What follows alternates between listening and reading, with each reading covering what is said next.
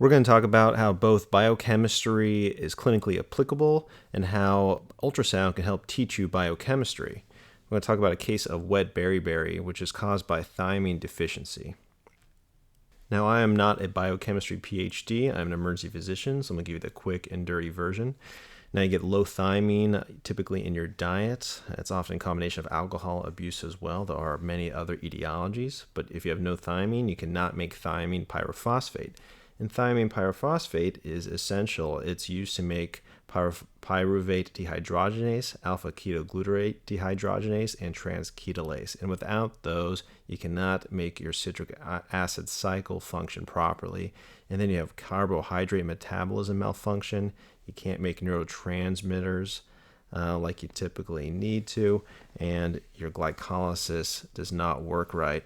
All this combined, you're not making that ATP, which is essential for function of all your organs.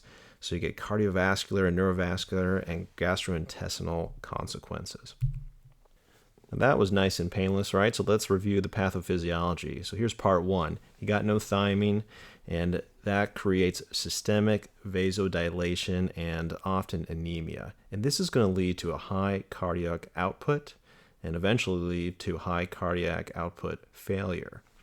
So what should the heart look like when this is occurring? What will be the prolonged cardiac effects of this? We're going to look at that in just a second, but let's first look at normal. We have one slide before we get into that just to show you that there are many etiologies of high output failure. We're looking mostly on the left here at these etiologies right now because that causes that vasodilation. And what that does, it leads to reduced systemic vascular resistance, your blood pressure lowers, and then you have two things that happen. Over here you have stress on the heart, and over here you have activation of your RAS system, that's that renin angiotensin system, and that's going to make you collect salt and water and lead to fluid overload. And fluid overload plus stress on the heart is going to lead to badness. Here are some normal hearts. So up top, you got the anatomy just laid out right there for you. And starting from the left, we have a nice parasternal long view. In this view, you can see the left ventricle very nicely.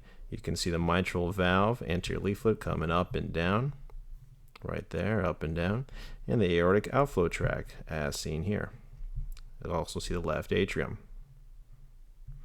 Then in the middle, we have an apical four-chamber. This has all four chambers of the heart with the right ventricle, right atrium, and left atrium. So here we are, right ventricle, right atrium, left atrium. Mitral valve right there. And last here we have a parasternal short. Nice view of the circumferential left ventricular muscle and papillary muscles here. And they have right atrium here. So here is left ventricle, nice circle, papillary muscle on either side. Here's the interventricular septum, and here's the right ventricle. And just appreciate how the heart is squeezing. It looks very normal. These look like well-functioning hearts, not squeezing too hard, not squeezing too poorly either. So high output heart failure, that leads to a hyperdynamic heart. And we're going to look at some hyperdynamic hearts. Now, what does that mean? So when you have hypotension, hypovolemia, and anemia, you can get a hyperdynamic heart. And what that means is that the heart is beating so hard, it's pushing all its volume out. And that's defined sonographically as seeing the inner walls of the left ventricle or the endocardium touching every time the heart squeezes, every time during systole. And again, that's occurring because it's ejecting almost all of its blood volume because the patient doesn't have a lot of vascular fluid or is severely anemic.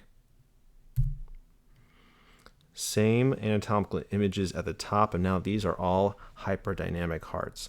So here we have another parasternal long, and just look at this ventricle here. So in this left ventricle, you can see the blood, this anechoic blood in the middle, but every time during systole, these two walls of the left ventricle are touching each other. See that?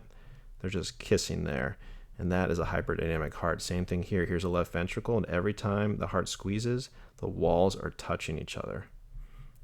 And finally, this parasternal short, walls are touching every time during systole. That's a hyperdynamic heart. So hypovolemia, anemia, beriberi.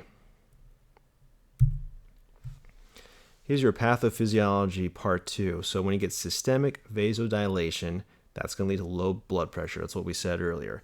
And then you're going to get activation of your renin-angiotensin system, and that's going to lead to fluid overload because you're going to be holding on to that salt and water.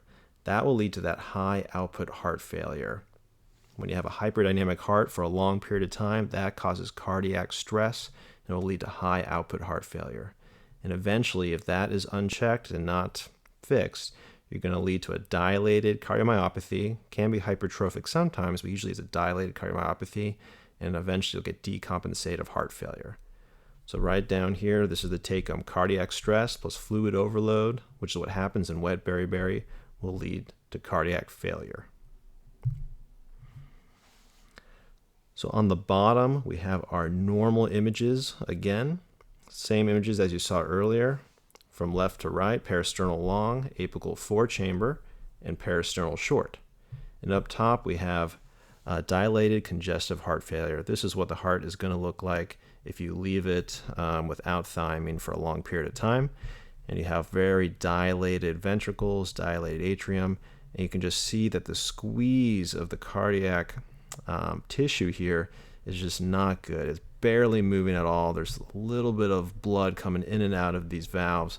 This heart is not squeezing. Same thing here. These ventricles, these atrium are very large. They're dilated, and just not a lot of movement here. Very poor cardiac function. Same thing here. You can see the muscle. It's much more dilated compared to this normal parasternal short, and just very poor global squeeze. That is an unhealthy heart.